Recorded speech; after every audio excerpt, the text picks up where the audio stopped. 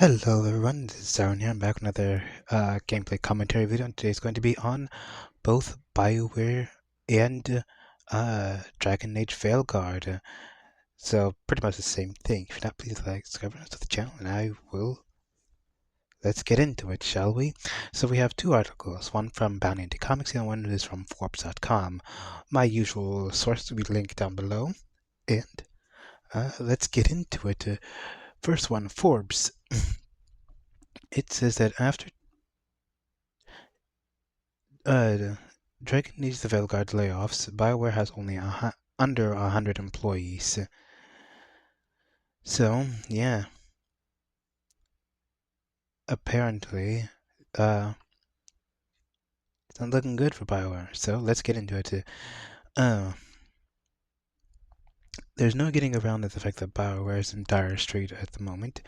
Now that the end of the decade have three missed opportunities to create a new classic RPG, and a new report from Jason Strifers at Bloomberg says that after layoffs, the permanent transfer of EA Studios BioWare is now down to less than 100 employees to finish Mass Effect 5, and which has unknown release date. This comes at a bizarre statement from BioWare in the past weeks that were filled with full of studios that wasn't needed, and the stage of development of Mass Effect 5, which is an uncommon practice for many games, and a certain stage of development. BioWare has permanently shrinking in size, moving many devs over elsewhere in EA, but this statement is totally marked by the number of layoffs, possible dozens, mainly focused on the Dragon Age veilguard team. Reportedly, the studio shrunken from 200 employees around 2 years ago to less than 100 currently, and the reason why is because the veilguard has done terrible. I mean, watching gameplay of this game is just insufferable.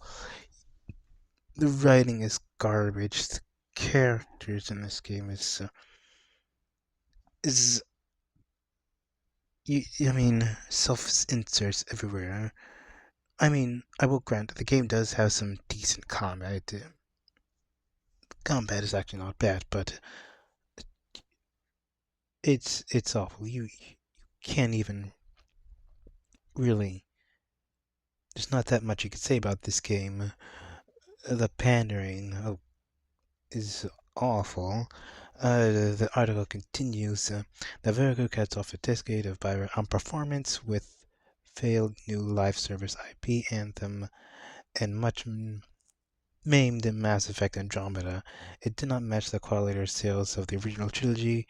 Now Dragon Age the Veilguards reportedly did half the engagement of EA wanted, just 1.5 million, and with EA plays, not even sales. Reviews were okay, according to the article, and Dragon Age fans did in fact like it. I'm gonna call BS on that, but not nearly enough of them showed up. The game was not what it could have been in part because of the original was supposed to be a live service before it was entirely erased midway through production. Wow, incredibly disruptive.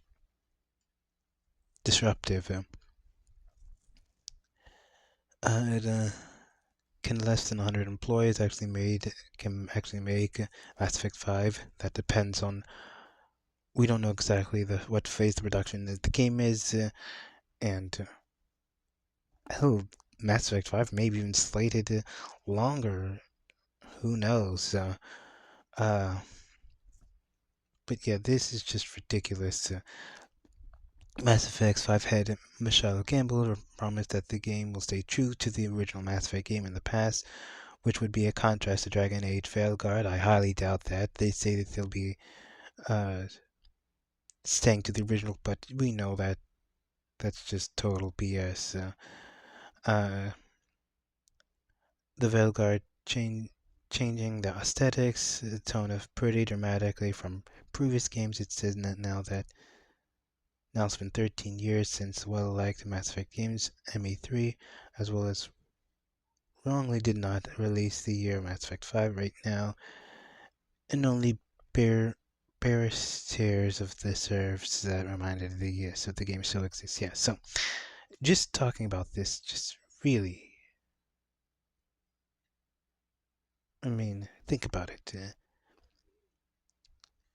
There's writing on the wall. I'm sure that BioWare uh, had decent devs, but just looking at it, they probably left. I mean, there's no possible way this could. I mean, I don't know. Thinking about this just hurts my brain. I know that the fact that we have talented devs who want to do this stuff, but can't really seem to because of certain things have been pushed into games. But what do I know? Okay, so the next one, uh, EA Disney EACO admits that BioWare Dragon Age: The Veilguard has failed because of it did not resonate with a broad enough audience in a highly competitive market. Well, no shit. The article starts with in continuing publicity cap failure of Byro's latest CEO Andrew Wilson has admitted that the investors of failure of Dragon Age Railgun was primarily motivated by the fact that a heavy-handed RPG does not resonate with a financial profitable amount of players. No, you don't say. Wilson offered a post mortem reflection of the Veilguard addressing attendees at EA's Q3 2025 callings held on February 4th. The opening meeting, with brief summary, less than stellar performance in relevant quarters. Wilson bluntly confirmed that the investors' quarter three were not the financial performance he wanted to expect. Uh, if that was the case, then uh, all these uh, shareholders, CEOs for gaming industries are very out of touch, and this right here proves it. Um, the article continues on a preceding note where great titles, when built and delivered, published by the execution, can sometimes miss or financial expectations of the CEO.